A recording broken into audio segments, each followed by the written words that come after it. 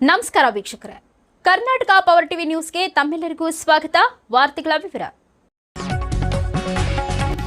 ಗಂಗಾವತಿ ತಾಲೂಕು ಸರ್ಕಾರಿ ಪಡಿತರ ವಿತರಕರ ಸಂಘ ಗಂಗಾವತಿ ವತಿಯಿಂದ ಈ ಕೆಳಕಂಡ ಸಮಸ್ಯೆಗಳ ಕುರಿತು ಸರ್ಕಾರದ ಮಟ್ಟದಲ್ಲಿ ಸೂಕ್ತ ಕ್ರಮ ಕೈಗೊಳ್ಳುವಂತೆ ಮನವಿ ಸಲ್ಲಿಸುತ್ತಿದ್ದೇವೆ.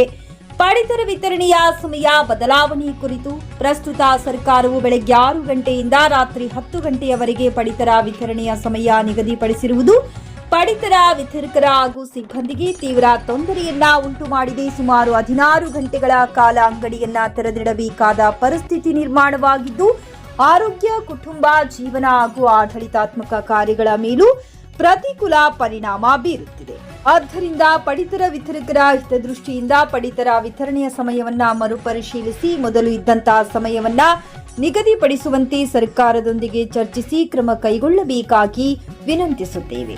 ಪಡಿತರ ವಿತರಣೆಯ ಸಮಯದಲ್ಲಿ ಸರ್ವರ್ ಸುಗಮವಾಗಿ ಕಾರ್ಯನಿರ್ವಹಿಸುವ ಕುರಿತು ಈ ತಿಂಗಳಲ್ಲಿ 2 ಬಾರಿ ಬಯೋಮೆಟ್ರಿಕ್ ದೃಢೀಕರಣ ಕಡ್ಡಾಯಗೊಳಿಸಿರುವುದರಿಂದ ಸರ್ವರ್ ಮೇಲೆ ಹೆಚ್ಚಿನ ಒತ್ತಡ ಉಂಟಾಗುತ್ತಿದೆ. ಇದರಿಂದ ಫಲಾನುಭವಿಗಳು ಹಾಗೂ ಪಡಿತರ ವಿತರಕರು ಅನಗತ್ಯವಾಗಿ ಗಂಟೆಗಟ್ಟಲೆ ಕಾಯುವ ಪರಿಸ್ಥಿತಿ ನಿರ್ಮಾಣವಾಗುತ್ತಿದೆ. ಆದ್ದರಿಂದ ಸರ್ವರ್ ಸಾಮರ್ಥ್ಯವನ್ನು ಹೆಚ್ಚಿಸಿ ಯಾವುದೇ ತಾಂತ್ರಿಕ ಸಮಸ್ಯೆ ಆಗದಂತೆ ಕ್ರಮ ಕೈಗೊಳ್ಳಬೇಕಾಗಿ ವಿನಂತಿಸುತ್ತೇವೆ.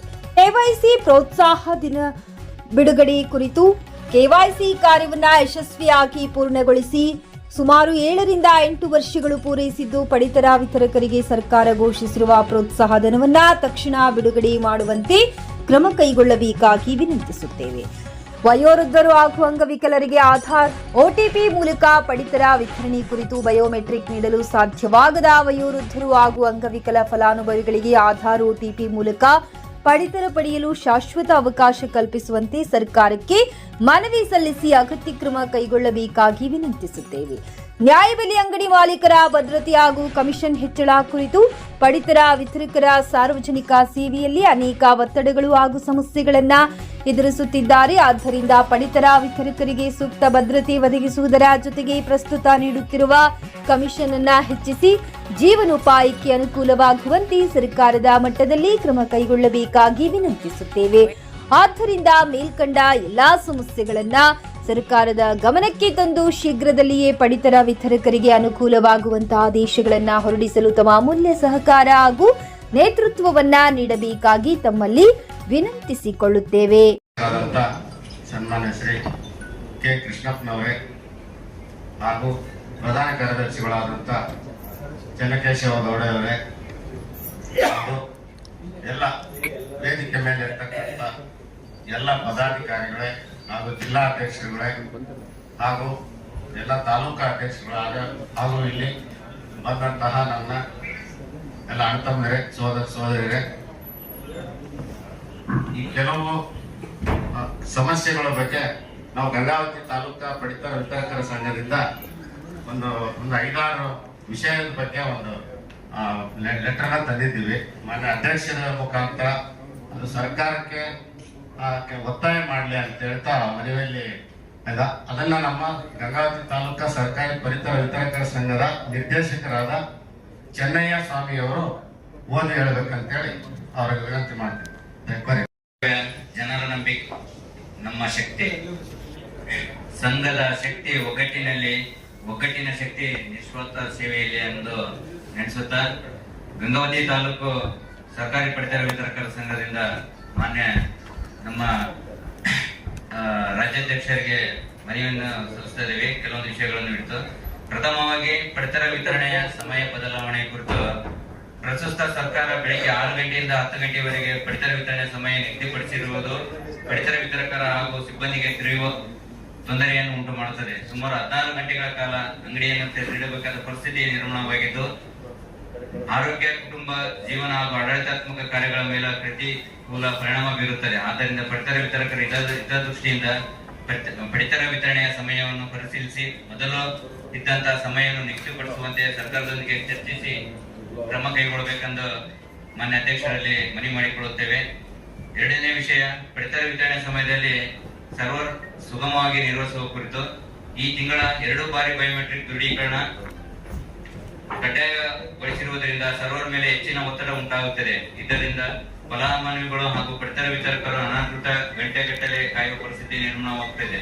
ಆದ್ದರಿಂದ ಸರ್ವರ್ ಸಾಮರ್ಥ್ಯವನ್ನು ಹೆಚ್ಚಿಸಿ ಯಾವುದೇ ತಾಂತ್ರಿಕ ಸಮಯ ಆಗದಂತೆ ಕ್ರಮ ಕೊಡಬೇಕಾಗಿ ವಿನಂತಿಸಿಕೊಳ್ಳುತ್ತೇವೆ. ಹಾಗೂ ಮೂರನೇ ವಿಷಯ EKYC ಪ್ರೋತ್ಸಾಹಧನ ಬಿಡುಗಡೆ ಕುರಿತು.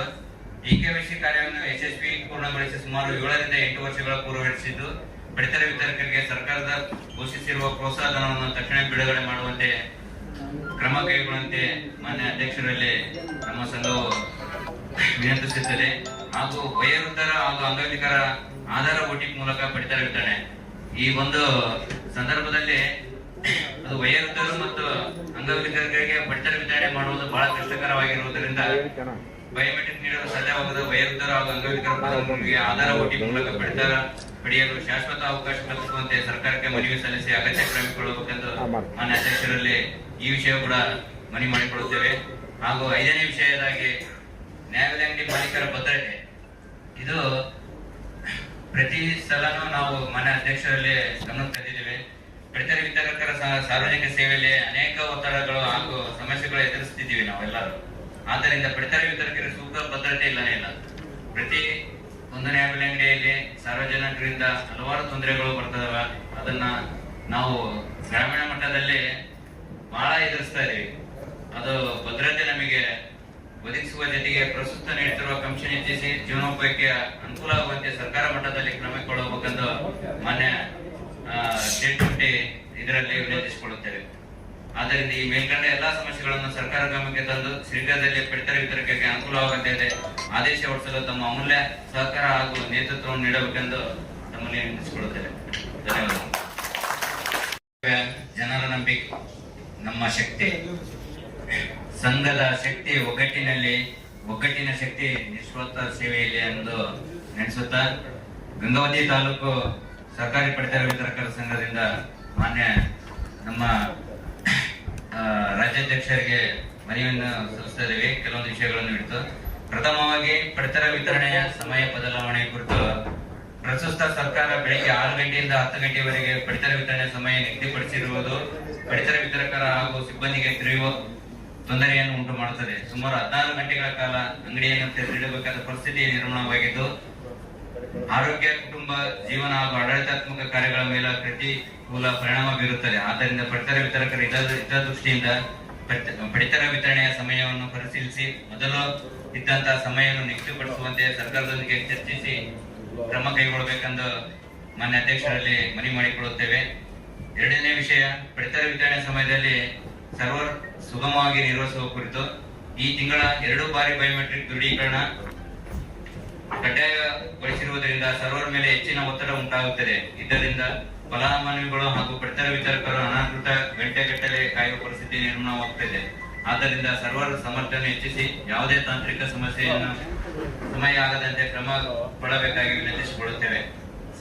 ಹಾಗೂ 3ನೇ ವಿಷಯ EKYC ಪ್ರೋತ್ಸಾಹಧನ ಬಿಡುಗಡೆ ಕುರಿತು. EKYC ಕಾರ್ಯವನ್ನು ಯಶಸ್ವಿ ಪೂರ್ಣಗೊಳಿಸಿ ಸುಮಾರು 7 ರಿಂದ 8 ವರ್ಷಗಳ ಪೂರ್ವಗೊಳಿಸಿದ್ದು, ಪಡಿತರ ವಿತರಕರಿಗೆ ಸರ್ಕಾರದ ಘೋಷಿಸಿರುವ ಪ್ರೋತ್ಸಾಹಧನವನ್ನು ತಕ್ಷಣ ಬಿಡುಗಡೆ ಮಾಡುವಂತೆ ಕ್ರಮ ಕೈಗೊಳ್ಳುವಂತೆ ಮಾನ್ಯ ಅಧ್ಯಕ್ಷರಲ್ಲಿ ನಮ್ಮ ಸಂಘವು ವಿನಂತಿಸುತ್ತದೆ. ಹಾಗೂ ವಯೋವೃದ್ಧರ ಹಾಗೂ ಅಂಗವಿಕಲರ ಆಧಾರ OTP ಮೂಲಕ ಪಡಿತರ ವಿತರಣೆ. ಈ ಒಂದು ಸಂದರ್ಭದಲ್ಲಿ ಅದು ವಯೋವೃದ್ಧರು ಮತ್ತು ಅಂಗವಿಕಲರಿಗೆ ಪಡಿತರ ವಿತರಣೆ ಮಾಡುವುದು ಬಹಳ ಕಷ್ಟಕರವಾಗಿರುವುದರಿಂದ ಬಯೋಮೆಟ್ರಿಕ್ ನೀಡಲು ಸಾಧ್ಯವಾಗದ ವಯೋವೃದ್ಧರು ಹಾಗೂ ಅಂಗವಿಕಲರಿಗೆ ಆಧಾರ OTP ಮೂಲಕ ಪಡಿತರ ಪಡೆಯಲು ಶಾಶ್ವತ ಅವಕಾಶ ಕಲ್ಪಿಸುವಂತೆ ಸರ್ಕಾರಕ್ಕೆ ಮನವಿ ಸಲ್ಲಿಸಿ ಅಗತ್ಯ ಕ್ರಮ ಕೈಗೊಳ್ಳಬೇಕೆಂದು ಮಾನ್ಯ ಅಧ್ಯಕ್ಷರಲ್ಲಿ ಈ ವಿಷಯ ಕೂಡ ಮನವಿ ಮಾಡಿಕೊಳ್ಳುತ್ತೇವೆ. ಹಾಗೂ 5ನೇ ವಿಷಯದಾಗಿ ನ್ಯಾಯಬೆಲೆ ಅಂಗಡಿ ಮಾಲೀಕರ ಭದ್ರತೆ. ಇದು ಪ್ರತಿ ಸಲನೂ ನಾವು ಮಾನ್ಯ ಅಧ್ಯಕ್ಷರಲ್ಲಿ ಗಮನ ತಂದಿದ್ದೇವೆ.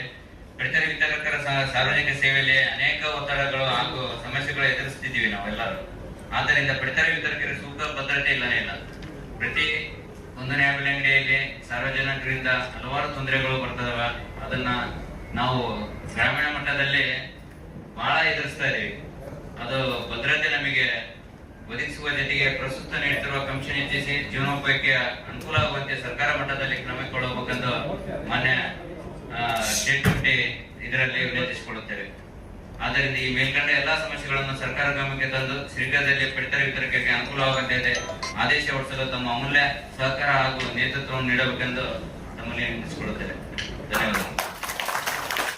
ನೈಜ ಸುದ್ದಿಗಾಗಿ ನಿರಂತರವಾಗಿ ನೋಡ್ತಾ ಇರಿ ಕರ್ನಾಟಕ ಪವರ್ ಟಿವಿ ನ್ಯೂಸ್.